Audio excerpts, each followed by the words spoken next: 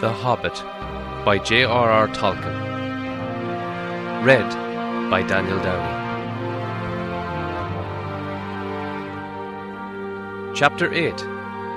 Flies and Spiders.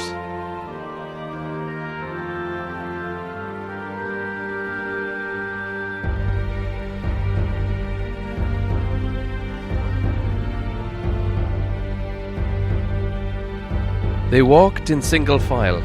The entrance to the path was like a sort of arch leading into a gloomy tunnel made by two great trees that leaned together, too old and strangled with ivy, and hung with lichen to bear more than a few blackened leaves.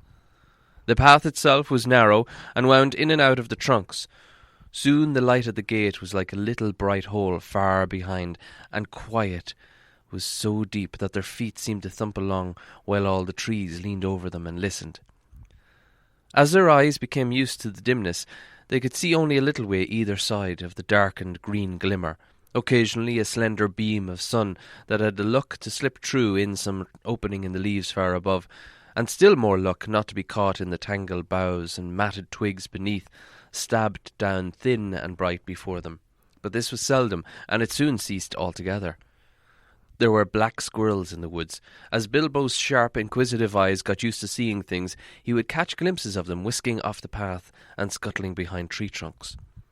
There were queer noises too, grunts, scufflings and hurryings in the undergrowth, and among the leaves that lay piled endlessly thick in places on the forest floor, but what made the noises he could not see.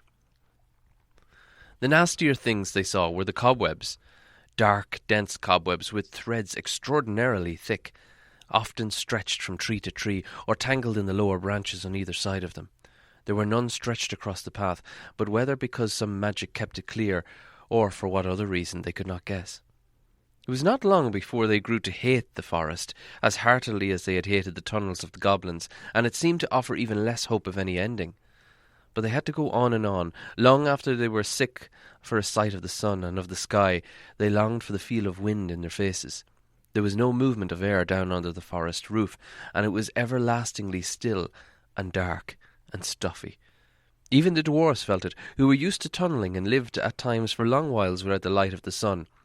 But the hobbit, who liked holes to make a house in, but not to spend summer days in, felt he was being slowly suffocated. The nights were the worst. It then became pitch dark. Not what you call pitch dark, but really pitch. So black that you really could not see anything. Bilbo tried flapping his hand in front of his nose, but he could not see it at all. Well, perhaps it is not true to say that they could not see nothing. They could see eyes. They slept all closely huddled together, and took it in turns to watch, and when it was Bilbo's turn, he would see gleams in the darkness round them, and sometimes pairs of yellow or red or green eyes would stare at him from a little distance, and then slowly fade and disappear, and slowly shine out again in another place. And sometimes they would gleam down from the branches just above him, and that was terrifying. But the eyes that he liked least were horrible, pale, bulbous sort of eyes. Insect eyes, he thought, not animal eyes, only they are much too big for insects. Although it was not yet very cold, they tried lighting watchfires at night, but soon gave that up. It seemed to bring hundreds and hundreds of eyes all round them, though the creatures, whatever they were careful never to let their bodies show in the little flicker of the flames. Worse still, it brought thousands of dark grey and black moths, some nearly as big as your hand, flapping and whirring round their ears. They could not stand that, nor the huge bats, black as top hats, either. So they gave up fires and sat at night and dozed in the enormous, uncanny darkness. All this went on for what seemed to the hobbit ages upon ages, and he was always hungry, for they were extremely careful with their provisions. Even so, as days followed days and still the forest seemed just the same, they began to get anxious. The food would not last forever. It was in fact already beginning to get low. They tried shooting at the squirrels, but they wasted many arrows before they managed to bring one down on the path. But when they roasted it, it proved a horrible taste, and they shot no more squirrels. They were thirsty too, for they had none too much water, and in all the time they had neither seen spring nor stream. This was their state when one day they found their path blocked by a running water. It flowed fast and strong, but not very wide right across the way, and it was black, or looked it in the gloom. It was well that Beorn had warned them against it, or they would have drunk from it, whatever its colour, and filled some of their empty skins at its bank. As it was, they only thought of how to cross it without wetting themselves in the water. There had been a bridge of wood across, but it had rotten and fallen, leaving only broken posts near the banks. Bilbo, kneeling on the brink and peering forward, cried, "There's a boat against the far bank. Now, why couldn't it have been on this bank?" How far do you think it is?" asked Thorin, for by now they knew Bilbo had the sharpest eyes among them. "Not at all far. I shouldn't think about 12 yards. 12 yards? I should have thought it was 30 at least, but my eyes don't see well, and not as well as they did 100 years ago. Still, 12 yards is as good as a mile. We can't jump it, and we daren't try to wade or swim." "Can any of you throw a rope?" "What's the good of that? The boat is sure to be tied up, even if we could hook it, which I doubt." I don't believe it is tied," said Bilbo. "Though, of course, I can't be sure in this light. It looks to me as if it was just drawn up on the bank, which is low just there where the path goes down into the water." "Dorry is the strongest, but Filly is the youngest and still has the best sight," said Thorin. "Come here, Filly, and see if you can see the boat Mr. Baggins is talking about." Filly thought he could, so when he stared a long while to get an idea of the direction, the others brought him a rope. They had several with them, and on the end of the longest they fastened one of the large iron hooks that they used for catching their packs to the straps about their shoulders. Filly took this in one hand, balanced it for a moment, and then flung it across the stream. Splash! It fell in the water. "Not far enough," said Bilbo, who was peering forward. "A couple of feet and it would have dropped right into the boat. Try again. I don't suppose the magic is strong enough to hurt you if you touch a wee bit of wet rope." Filly picked up the hook when he had drawn it back, rather doubtfully all the same. This time he drew it with great stent. "Steady!" said Bilbo. "You've thrown it right back into the wood on the other side now. Draw it back, but gently, gently." Filly hauled the rope back slowly, and after a while Bilbo said, "Carefully! It's lying in the boat. Let's hope the hook will catch." It did. The rope went taut, and Filly pulled in vain. Killy came to his help, then Owen and Glóin. They tugged, and suddenly they all fell over on their backs. Bilbo was on the lookout, however. He caught the rope with a piece of stick fended off, and the little black boat as it came rushing back in the stream. "Help!" he shouted, and Balin was just in time to seize the boat before it floated off down in the current. "It was tied after all," said he, looking at the snapped painter that was still dangling from it. "That was a good pull, my lads, and a good job that a rope was the stronger." "Who'll cross first?" asked Bilbo. "I shall," said Thorin, "and you'll come with me, and Filly and Balin. That's as many as the boat will hold at a time, I think. After that, Killy and Owen and Glóin and Dorry, next Ori and Nori, Bifur and Bofur, and last Dwalin and Bombor. He's too fat to be in with too many." "I'm always last. I don't like it. It's somebody else's turn," said Bombor. "Well, then you shouldn't be so fat. As you are, you must be the last and lightest boatload. Don't start grumbling against orders, or something bad will happen to you." "There aren't any oars. How are we going to push the boat back to the far bank?" asked the hobbit. "Give me another length of rope and another hook," said Filly, and when he had got it ready, he cast it into the darkness ahead, and as high as he could throw it. Since it did not fall down again, they saw that it must have struck in the branches. "Get in now," said Filly, "and one of you haul the rope that is stuck in the tree on the other side. One of the others must keep hold of the hook we used in first, and when we are safe on the other side we can hook onto it and draw the boat back." In this way they were all soon on the far bank, safe across the enchanted stream. Dwalin had just scrambled out of the coiled rope in his arm, and Bombor, still grumbling, was getting ready to follow, when something bad did happen. There was a flying sound of hooves on the path out ahead. Out of the gloom suddenly came the shape of a flying deer. It charged into the dwarfs and bowled them over, then gathered itself for a leap. High it sprang and cleared the water with a mighty jump, but it did not reach the other side in safety. Thorin was the only one who had kept his feet and his wits. As soon as he had landed, he had bent his bow and fitted an arrow in case any hidden guardian of the boat appeared. Now he sent a swift and sure shot into the leaping beast. As it reached the further bank, it stumbled. The shadow swallowed it up, and they heard the sound of hooves quickly falter and then go still. Before they could shout in praise of the shot, however, a dreadful wail from Bilbo put all thoughts of venison out of their minds. "Bomber's fallen in! Balber's drowning!" he cried. It was only too true. Bombur had only one foot on the land when the heart bore down on him and sprang over him.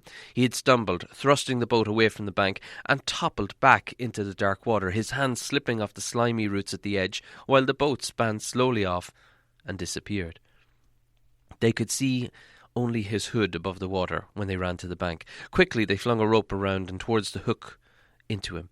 His hand caught it, and they pulled him to the shore. He was drenched from hair to boot, of course, but that was not the worst.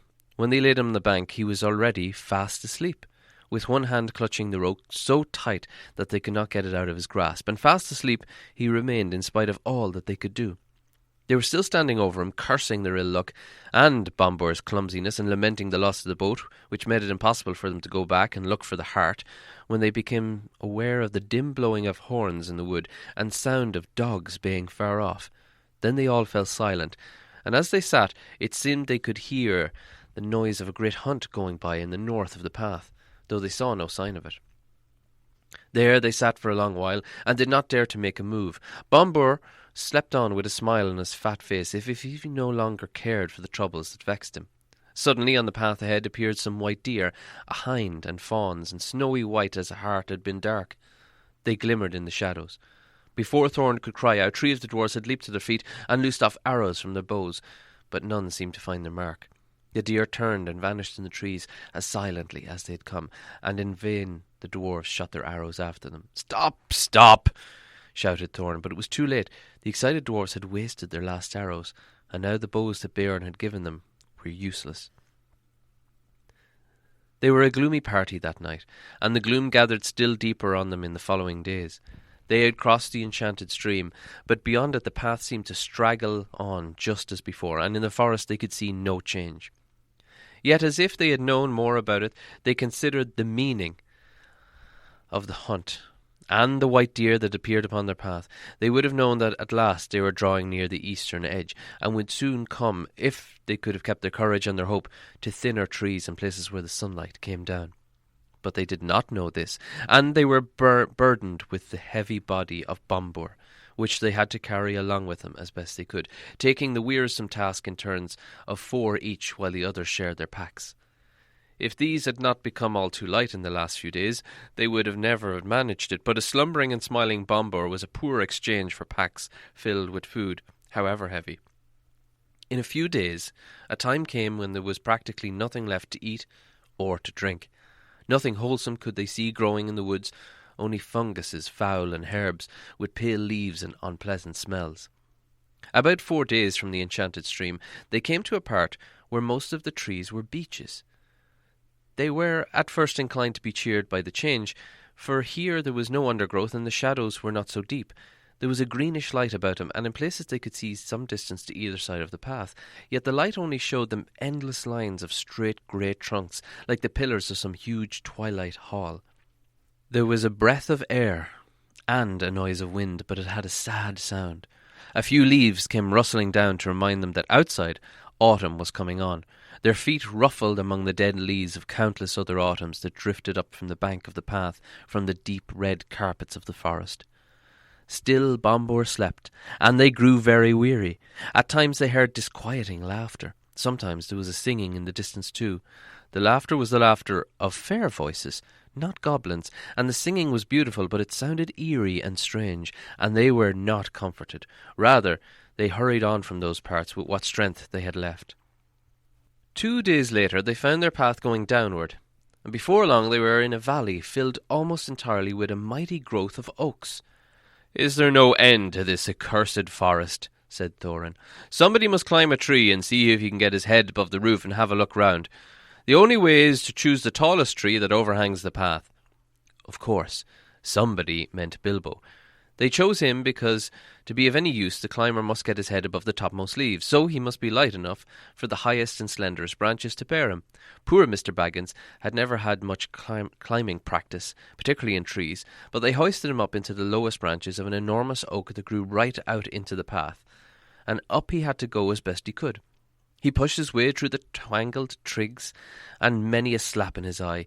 He was greened and grimed from the old bark of the greater boughs, More than once he slipped and caught himself just in time, and at last, after a dreadful struggle in a difficult place where there seemed to be no convenient